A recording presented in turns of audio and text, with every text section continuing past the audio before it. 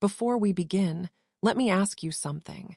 Have you ever stood at the grave of the person you loved the most, only to find out you never really knew them at all? That moment when the earth doesn't just swallow a coffin, but your entire history, your every memory, because the truth they left behind makes a mockery of it all. This isn't just a story. It's my autopsy of a life I thought I lived. And it all began to unravel at my husband's funeral. If you've ever had your truth betrayed in silence, stay with me. The day of Alistair's funeral was the color of forgotten things, a damp, wool-gray sky that clung to the rolling hills of the cemetery in Ravenswood. A color that didn't just describe the weather, but the very substance of my soul.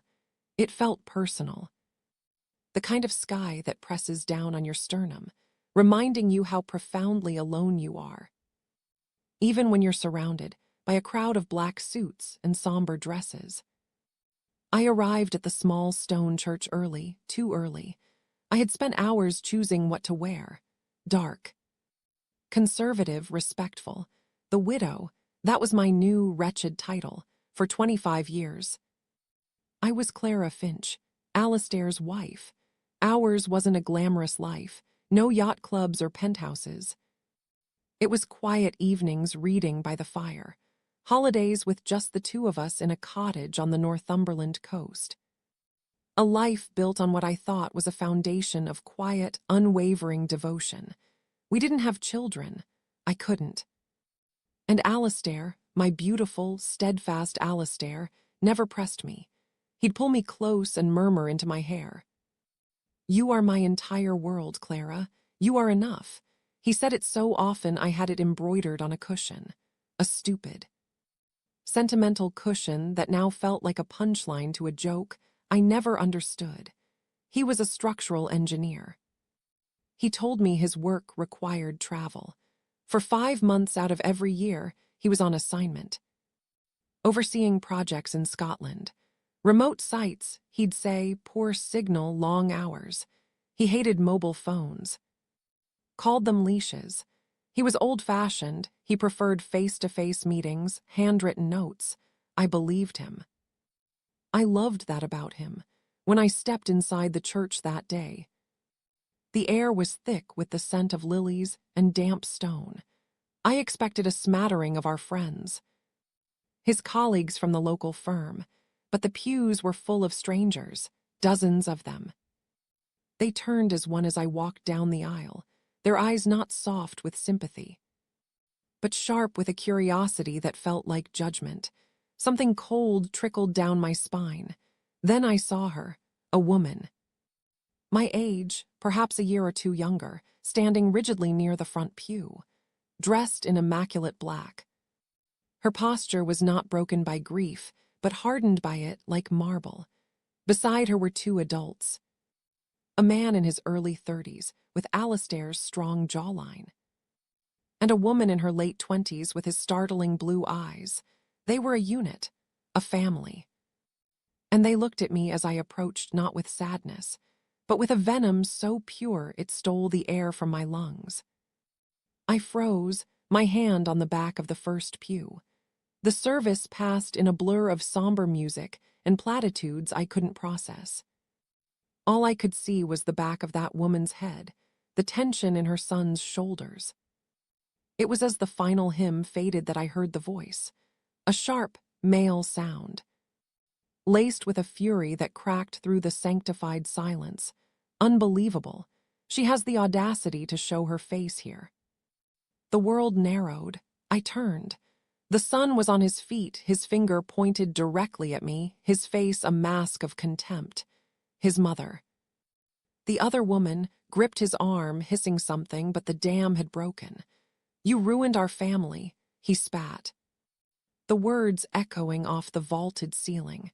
"You were nothing but his mistress, and now you want to play the grieving widow." Mistress, the word hung in the air, grotesque and impossible. A wave of gasps and furious whispers swept through the congregation. I couldn't breathe. I looked at the woman at a leaner. I would later learn her name. Her eyes weren't confused. They were filled with a pain so profound, so ancient, that I knew in that instant she knew exactly who I was. She had known for a long time, and I had no idea who she was. My mouth opened, but no sound emerged. My legs, acting on some primal instinct for survival, carried me back down the aisle. Through the gauntlet of staring eyes, out into the oppressive gray afternoon. The sound of my own heart was a war drum in my ears, drowning out the world. Later that night, I sat alone on the cold hardwood floor of my living room. The lights were off. I still wore my funeral clothes.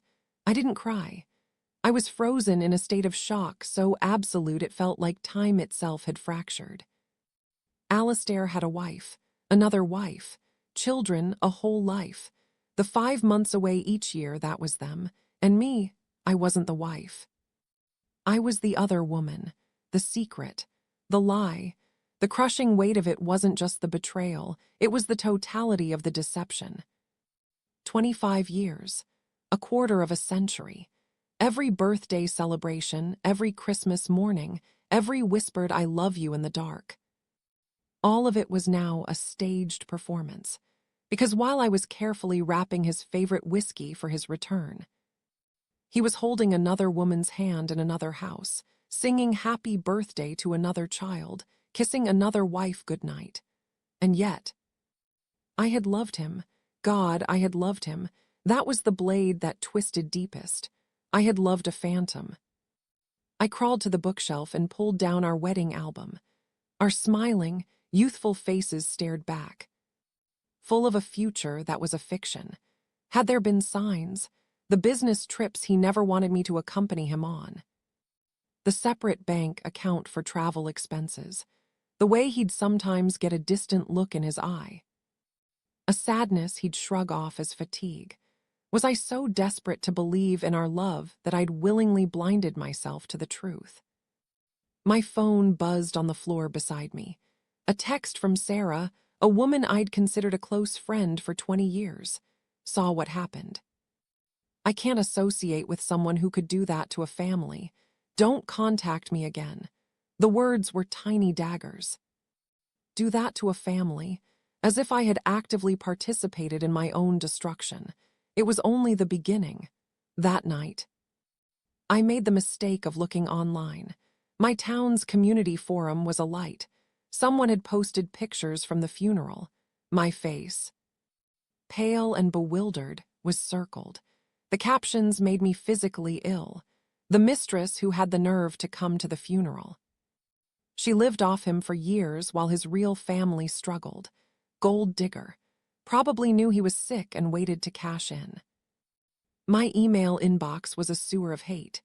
Messages from strangers, from acquaintances, all calling me a whore, a homewrecker, a parasite. No one asked for my side. The narrative was set in stone, and I was the villain. I didn't sleep. I sat at my kitchen table. The same table where we'd shared 1,000 meals, and stared at the grain of the wood until the sun rose. By morning, I was numb. A shell holding a churning sea of agony.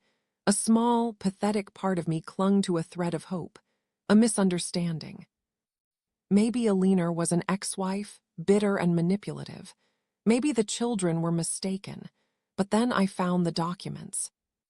Alistair's office filing cabinet, which he'd always kept locked, had a key taped to the underside of a drawer. Inside was a neat, meticulous record of his betrayal. Bank statements showing regular transfers to an account in the name of E. Reed. Flight confirmations to Edinburgh every year, like clockwork. A lease agreement for a flat in Morningside. A health insurance policy for Liam and Imogen Reed. Every lie was there, documented in black and white. I was a fool. A woman in her 50s, publicly shamed, utterly alone. No children, my parents long gone, no siblings.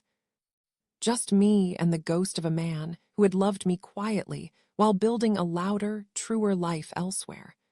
I started locking the doors, jumping at every creak of the old house. A trip to the market became an exercise in humiliation, feeling the weight of stares. Real or imagined. I walked with my head down, my shoulders hunched, a criminal in my own town. Sometimes I wondered if this was my punishment. Was I so starved for love that I accepted a curated version of it? Was the comfort of our routine so soothing that I chose ignorance over suspicion? I didn't have the answers. Not yet. But I knew one thing. The Clara who believed in forever, who trusted without question, who valued peace above all else. That woman had been buried alongside Alistair. The woman who was left behind was hollowed out. And she was about to learn how to fill that void with something harder and stronger than grief. The day of the will reading felt like a march to the gallows. I almost didn't go. I paced my kitchen for an hour. My stomach a tight knot of dread. What was the point? Whatever was in that document would be another twist of the knife. But I had to know. I needed to see if the man I loved had left me with one final, devastating truth or a sliver of an apology. The solicitor's office was in York, in a Georgian building that smelled of lemon polish and old paper. I was the last to arrive. The room was tense. Alina sat back straight, flanked by Liam and Imogen. Their children, my accusers, they didn't look at me. I took a seat in the far corner, as small as I could make myself. The solicitor, Mr. Davies, a man with kind eyes and a tired demeanor, cleared his throat and began reading in a monotone. Alistair's estate was far larger than I'd ever imagined. Properties, substantial investment portfolios, pension funds. We'd lived comfortably, but Alistair was always cautious with money. Always talking about securing our future.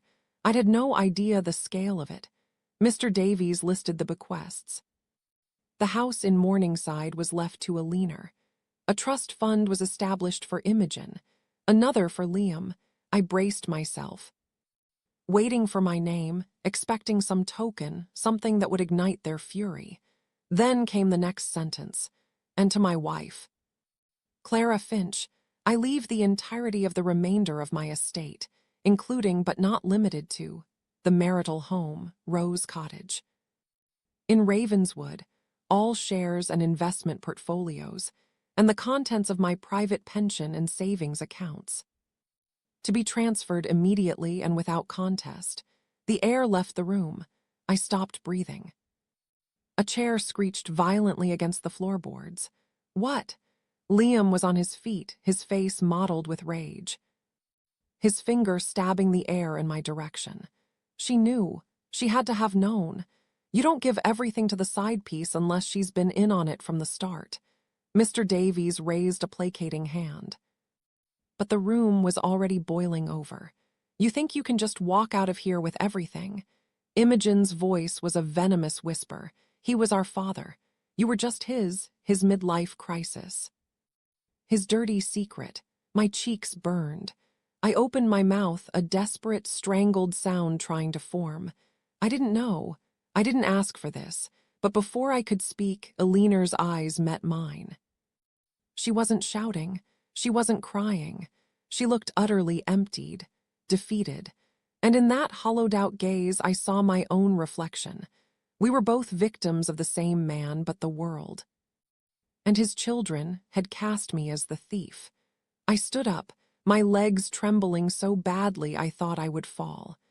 I didn't know, I whispered, the words sounding feeble and pathetic even to my own ears. I never knew. No one responded. No one believed me. I walked out of that office, out of the wreckage of Alistair's 2 lives, and into a world where I was no longer just a widow. I was the woman who had stolen everything. For 2 days after the will reading, I didn't leave Rose Cottage. The world outside had become a hostile territory. The glances in the village shop were no longer imagined. I saw 2 women cross the street to avoid me. The local weekly paper ran a small, devastating piece, local man's secret life revealed in will. They didn't name me, but they didn't need to. Ravenswood was a small pond, and I was the rotting fish at the center of it. Inside, the house was a prison of memories. His waxed jacket still hung by the door, smelling faintly of his cologne and the outdoors. I should have thrown it out. I couldn't. It felt like erasing him, and despite everything. I wasn't ready for that. I was still clinging to the ghost of the man I thought he was. I sat at the kitchen table with a thick folder of documents Mr. Davies had sent over. Bank statements, property deeds, stock certificates, all in my name. The numbers were astronomical, millions. The word was meaningless. We lived a simple life. He darned his own socks, for God's sake. And all this time he'd been sitting on a fortune, splitting his time, his money, and himself. The money felt dirty, tainted. Every asset was a monument to his deceit. I hired a lawyer. Not to fight a leaner, but to confirm the horrifying truth that Alistair had, of sound mind and body, made these changes a year ago. The paperwork was airtight. It was his choice. But why? Why leave me everything, knowing it would pour gasoline on the fire of their grief and rage? Was it guilt? Was it some twisted, final declaration that I was his real wife? Or was it the ultimate act of cowardice, leaving me to face the consequences of his double life while he escaped into death? The pressure mounted. An email from Liam arrived. Its subject line screaming, fraud, you conniving bitch. You manipulated a dying man. You isolated him from his real family. We will take you for every penny you stole. I will make sure everyone knows what you are. Imogen took to social media, her posts a masterclass in passive-aggressive vitriol. Watching a snake try to shed its skin is almost pathetic. Blood money justice for Dad. Her followers, a horde of strangers, descended on my profiles, filling my messages with bile. The worst part was the tiny, insidious voice in my head that agreed with them. I hadn't asked for this, but I had benefited from it. I felt a profound, sickening shame. One night, unable to bear the four walls any longer, I stood on the back porch, the cold air sharp in my lungs. I said the words aloud to the indifferent stars. I don't want any of this. The house, the money, the notoriety. I wanted my old life back. The simple, honest one I thought I had. But that woman was gone. And I was left alone, holding the ashes of a man who had loved me and betrayed me with the same breath. Who had provided for me financially but had beggared me emotionally. I didn't plan to reach out to Alina. A part of me hoped she would. I wanted her to scream at me, to demand answers, to give me a target for my own roiling anger. But she remained silent. After a week of waking up with my stomach clenched into a fist, I made a decision. It wasn't bravery, it was exhaustion. I found a cafe in Harrogate, a place neither of us would know. I sent a carefully worded email. I don't want to fight. I think we both deserve to hear the truth from each other. No lawyers. Just talk, she replied within an hour. Tomorrow, 11 a.m. Don't be late, I didn't sleep. I arrived first, choosing a table in the back. She walked in 5 minutes later, no makeup. Her face etched with a fatigue I recognized on my own. She sat opposite me, her hands clasped tightly on the table. She didn't offer a greeting. I opened my mouth to speak, but she beat me to it. Did you love him? The question was so direct, so unexpected, it winded me. I had prepared for accusations, for fury. Yes, I said, my voice barely a whisper. I did, very much. She gave a single sharp nod, her jaw working. A sheen of tears glossed her eyes, but she blinked them away. He told me you were an old girlfriend from university. He said it ended badly. That you'd never quite let go. She took a shaky sip of water. I asked him once about 10 years ago if he ever heard from you. He laughed. He said, Ellie, don't be ridiculous. That chapter is closed. She looked at me, and for the first time I saw not an adversary but a mirror. He lied to both of us, for 25 years. 25 years of explaining why Daddy couldn't be at sports day, of celebrating Christmas in January, of pretending it was normal for a husband to be absent for half of every year. I had no words. The sheer logistical horror of his deception unfolded between us. You know what the worst of it is? She continued, her voice low and steady. It's not the money, it's not even you. It's that for all these years, I thought I was the one putting up with his absences, making sacrifices for his career. I pitied myself for being so understanding. And now I find out he had another whole wife who was doing the exact same thing. We weren't wives. We were custodians. He was keeping us. The word hung in the air. Kept. I nodded slowly. The truth of it settling deep in my bones. I used to imagine us growing old here, I said softly, looking out the cafe window. Sitting on the porch at Rose Cottage, watching the seasons change. I thought we had all the time in the world. She let out a short, bitter laugh. Time? Alistair allocated time like a project manager. He had it down to the hour. He never missed a birthday here. You know, he was always back from his project just in time. He was a fucking marvel of scheduling. The bitterness faded, replaced by a profound sadness. And now my children blame me. They think I should have known, should have fought harder. They think I wasn't enough to keep him home. I looked at her directly.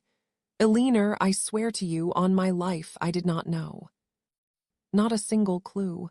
If I had, would you have left? She asked. It wasn't an accusation. It was a genuine question. I hesitated. I want to say yes. But 25 years, it's a long time to build a life with someone. It's a lot to walk away from. She nodded, a flicker of understanding passing between us. Same. We sat in a silence that was no longer hostile, but shared. Two women, side by side in a booth, nursing identical wounds inflicted by the same man. Eventually. She reached into her handbag and pulled out a creased manila envelope. He left this in our safe. It's a copy of the will from 3 years ago, before he changed it. She slid it across the table. I opened it with trembling fingers. In this version, Eleanor was the sole beneficiary. The children's trusts were larger. Rose Cottage was to be sold, and the proceeds divided. My name was nowhere to be found. I think he knew he was sick, she said. The cancer, it changed him. I think he felt he had to choose. And for some reason, he chose you. Maybe he thought money could absolve him. I didn't ask for it, I said, my voice thick. I don't even want it. She looked at me, and for the first time her gaze held a faint trace of softness. I know.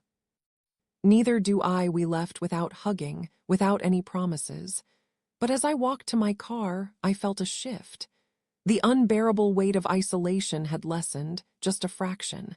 I had been seen. I had been believed. And that, for the first time since the funeral, felt like a beginning. The red paint was stark against the white of my front door. One word, slashed in angry, dripping capitals. Liar, I left it there for 3 days. Let the neighbors see it. Let the postman see it. Let the whole world see the brand they'd placed on me. Part of me felt I deserved it. Another. Newer part wanted to bear witness to the ugliness Alistair had created. On the 4th morning, I bought a can of white paint and covered it. As I brushed over the last scarlet smear, I made a decision. If they were going to cast me as a villain, I would refuse to play the part. I would not cower. I would not apologize for existing. I began to give the money away, not publicly. Not for show, but quietly, anonymously. I set up a fund for the local women's shelter. I paid for new books for the village school library. I covered the vet bills for the animal rescue center.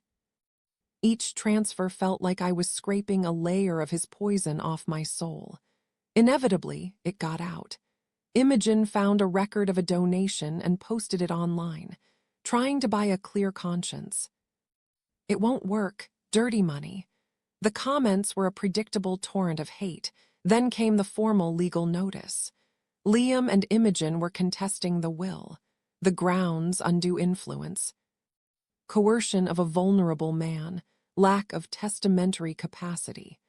I read the documents at my kitchen table, the same spot where Alastair and I had shared morning coffee for 2 decades. They were alleging I had manipulated him on his deathbed, that I had turned him against his family, that I was a calculating predator. My lawyer assured me their case was weak. Alastair's doctors attested to his sound mind. The will was impeccably executed, but the assault was relentless. I stopped sleeping. I kept the curtains drawn. Then, one morning, I found a plain envelope taped to my door. Inside was a photograph of me leaving the post office. Scrawled across it in black marker, "Enjoying your blood money, Clara." I stumbled to the sink and was violently sick. It wasn't the threat that terrified me, it was the erosion of my sense of self. I was starting to feel like the monster they described. I called my lawyer. "I want to settle." "Clara, you don't have to. We will win, I know, but I can't live like this. I want to be free of them." That afternoon, I called Alina. "I've seen the photo," she said, her voice tight with what sounded like shame. "I didn't know. I don't want this fight anymore, Clara. Neither do I. I'll divide it. Not because they're right, but because I need my life back." We met again at the same cafe. She looked weary but resolved. She apologized for her children's actions, the lawsuit, the harassment, the vitriol. "They're lost," she said. "They're grieving and they don't know how to handle it except with anger." "I understand," I said. "I was angry too. We spoke for a long time. We spoke about grief. About the children we had and the children I didn't. About the men Alastair had been to each of us. We reached an agreement, a private, legally binding settlement. A substantial portion would go into trust for her grandchildren. Another significant sum would be donated to a charity in Alastair's name, a foundation for aspiring engineers. The rest, including Rose Cottage, was mine to do with as I pleased. We walked out together, not as friends, but as allies who had called a truce in a war we never wanted to fight. When I got home that night, the walls of Rose Cottage felt different. They were no longer pressing in on me. I had a path forward. I didn't tell a soul I was leaving. I needed a clean break. The whispers, the pity, the contempt. I was done with all of it. I sold Rose Cottage. It wasn't a home anymore, it was a crime scene. I donated the furniture, the memories, the ghosts. I kept only a few boxes, photo albums, my books. My mother's jewelry. I bought a small, whitewashed cottage in a fishing village on the North Yorkshire coast, Saltburn by the sea. It had a blue door and a small garden that overlooked the steel-gray sea. There were no memories here, no whispers. I was just Clara, the woman who'd moved into the cottage on the hill. For the first time in a year, I slept through the night. I woke to the sound of gulls and the distant crash of waves. I drank my tea on a bench overlooking the water. I didn't read the news. I just breathed. I started volunteering at the local library. The librarian, a wonderfully no-nonsense woman named Brenda, didn't ask about my past. She just handed me a stack of books and said, "Alphabetical by author, dear. Think you can manage?" I could have kissed her. I adopted a dog from the shelter, a scruffy, cheerful terrier mix with one ear that refused to stand up. I named her Dora. Short for Pandora because she'd opened up a new world for me. She was my shadow, my comfort, my silent, loyal judge. Alina reached out occasionally. She'd heard about the move. She asked if I was okay. Then, one blustery Saturday, she came to visit. She brought fish and chips, wrapped in paper. We ate them on the bench overlooking the sea. Dora at our feet begging for scraps. We didn't talk about Alastair. We talked about books, about the shocking price of fish, about her granddaughter's new school. Her visits became a monthly ritual. Then one day she brought the grandchildren. A little girl, Sophie, and a smaller boy, Oliver. They were shy, clinging to their grandmother's legs, but Dora, ever the diplomat, won them over with enthusiastic tail wags and an offered stick. By the end of the afternoon, they were running on the beach, their laughter carried away by the wind. Elinor's daughter, Imogen, came to collect them. She stood by her car, arms crossed, watching me with a cautious, unreadable expression. Then she nodded just once. It wasn't friendship, it was a ceasefire. I was, tentatively, becoming Aunt Clara. It was a title I'd never thought I'd have, and it settled around my shoulders with a strange, gentle weight. The past wasn't gone. I still got the occasional letter. Saw an old article resurface online. But in my new life, by the sea, I was no longer the scandalous widow. I was the woman who volunteered at the library, who walked her dog on the beach, who had a friend named Brenda. And in that quiet, unassuming life, I began slowly to feel whole again. The envelope was waiting on my doorstep one Tuesday morning. Plain, white, no stamp. Just like before, a cold dread, long dormant, coiled in my stomach. Dora whined, sensing my tension. I wouldn't let it control me. Not again. I tore it open. Inside were photocopies, court documents, highlighted sections of online forums, printed comments calling me a sociopath. At the top, in the same angry red marker, you thought you could just run away. It's not over. Liam. Elinor had mentioned he'd taken the settlement badly, that he'd become obsessed, convinced I had manipulated his mother as well as his father. He was digging, trying to find anything to reopen the case. I called my lawyer, my hands steady despite the fear. He advised calm. It was all noise, no substance. But the anxiety returned.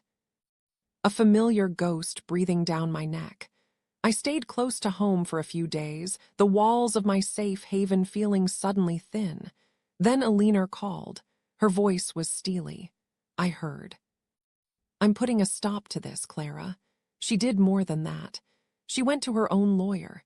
She filed an official, notarized affidavit stating that I had never coerced Alistair, that he had been of sound mind, and that his decision had been his own, driven by his own guilt and love for me. She stood by me, publicly, when Liam's petition for a review was heard. Elinor sat beside me in the courthouse. Our lawyers spoke. The judge reviewed the new evidence, a collection of rumors and spite, and Elinor's powerful statement. It was over in 20 minutes. Case dismissed with prejudice. Outside, reporters buzzed. I kept my head down, but Elinor stopped. She looked directly into the cameras, her voice clear and strong. Margaret Finch is not the villain in this story. She is another victim of the same man who deceived us all. My son is grieving, and he needs help, not more targets for his pain. And Clara deserves the peace she has fought for. I cried in the car on the way home, not from relief, but from the overwhelming, unexpected grace of being believed, publicly and fiercely, by the one person who had every reason to hate me. A few days later, Elinor and I walked along the Saltburn Pier. The wind whipped our hair around our faces. You know, she said. Staring out at the horizon, I used to lie awake at night imagining you. I pictured you as some kind of vamp, cunning and cruel. I stayed silent. Now I know we were just two women loving the same ghost, she continued. We were both trying to keep our heads above water in the storm he created. We walked on in a comfortable silence. I realized then that the battle was truly over. The war of words, the legal fights, the struggle for legitimacy, it had ended not with a victory, but with an understanding. I had truth. I had peace. And I had, against all odds, an ally. My cottage by the sea was filled with a quiet, deep-seated contentment. The sound of the waves was a constant, soothing rhythm. Dora's soft snores from her bed by the hearth, the smell of salt and baking bread. I had built a life, a small one, but it was entirely my own. I tended my garden. I joined a book club. I became a fixture at the library, the lady who did all the voices during children's story hour. I was Miss Clara. It was enough. Elinor visited often. We'd sit on my bench with mugs of tea, watching the fishing boats come and go. One afternoon, she brought a photo album I'd never seen. Pictures of Alistair I didn't know existed. A man dressed as a pirate for a child's birthday party. A man teaching a little girl to ride a bike. A man I never knew. It didn't hurt as I expected it to. It was like looking at a photograph of a stranger. The man I loved was a fiction. A character he'd played for me. This was the man he'd been for them. Do you ever miss him? I asked her quietly. I miss the man I thought he was, she replied, closing the album. I don't think I ever really knew the man he was. I nodded. Me neither. We didn't forgive him. We didn't sanctify him. We simply acknowledged the complex, painful truth of him and let it lie there. Between us, no longer a weapon. One autumn day, Elinor arrived with Imogen and the children in tow. I'd set a table in the garden with a simple lunch. There was a moment of awkwardness. Then Sophie ran straight to Dora, and Oliver followed.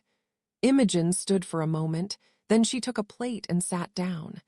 The children talk about you all the time, she said, her voice not warm. But not cold either.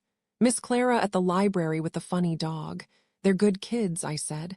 They are, she agreed. We talked about neutral things. The weather, school. The best place to buy fresh crab. It was a start. After they left, I sat on the bench as the sun set, painting the sky in streaks of orange and purple. I looked around at my home, my garden. The life I had painstakingly built from the rubble of my old one. It didn't erase the past.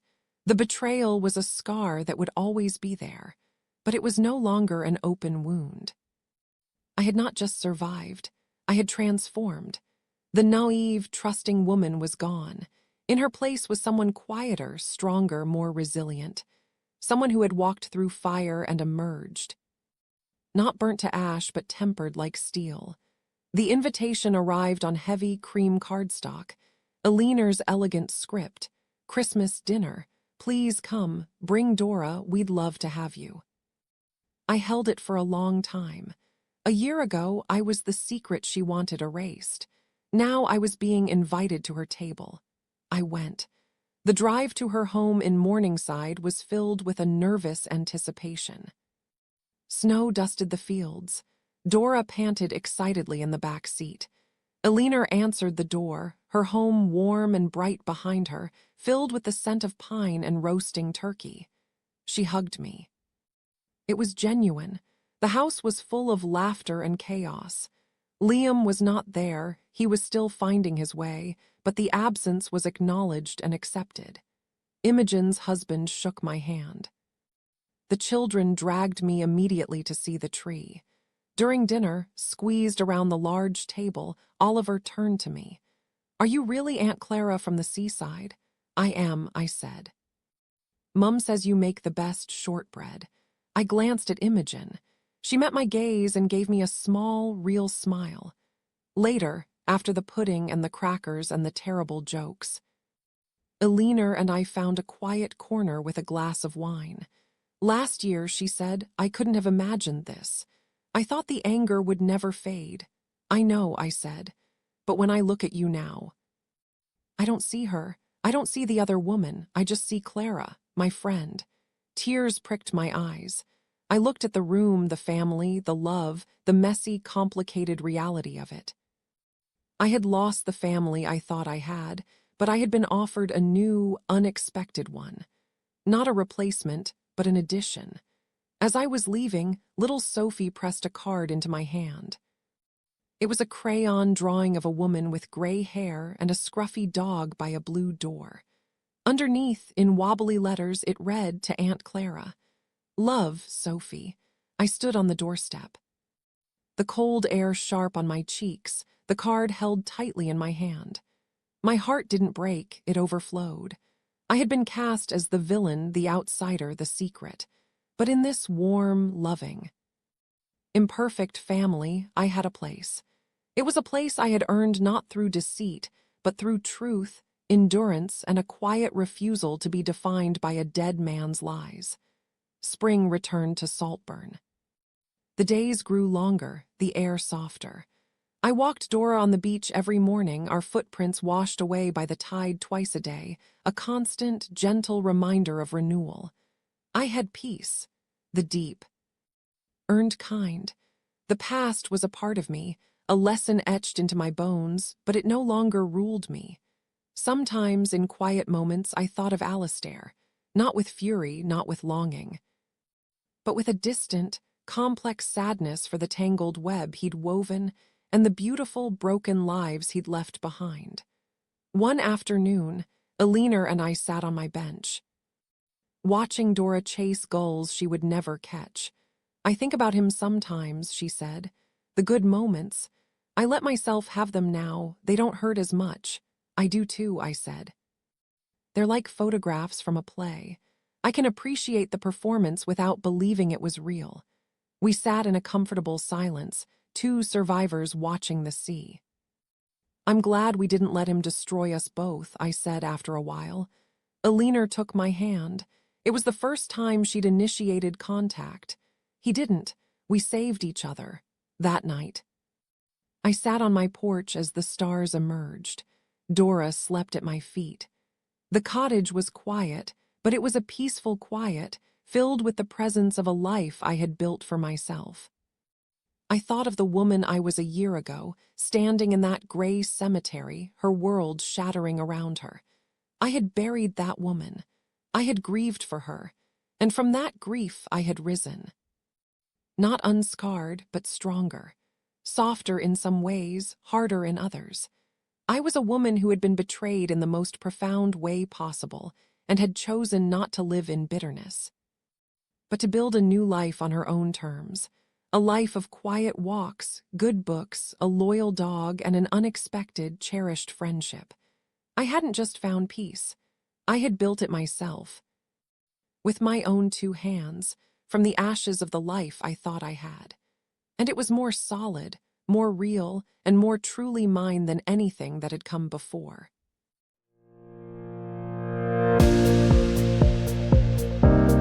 Thank you for watching, for listening, and for sharing this time with me. If you enjoyed this journey, please don't forget to hit that subscribe button so you don't miss the next story. Until next time, take care, and keep cherishing the chapters of your life.